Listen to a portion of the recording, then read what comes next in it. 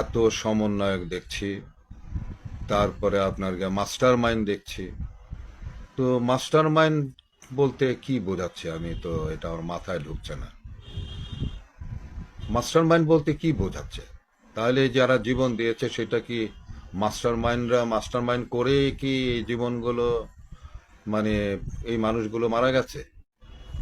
তাহলে তো এদের দায় দায়িত্ব তাদেরকে নিতে হবে।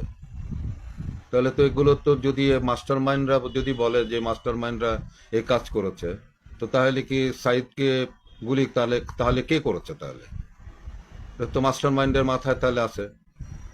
তারপরে যে প্রথম দিন যে 6-7 জন মারা গেল, তাহলে এটাও তো তাহলে মাস্টার মাইন্ডের মাথার মধ্যে আছে। তো এই যে এতগুলো জীবন এবং এতগুলো মানুষ আহত হয়েছে, এগুলো কি মাস্টার মাইন্ডের মাথার মধ্যে আছে? এগুলো কি ছিল? তাহলে যদি এটি থাকে মাস্টার মাইন্ডের, তাহলে তো তাকেও জবাবদিহি করা উচিত। তাদের তো জবাবদিহি করতে হবে।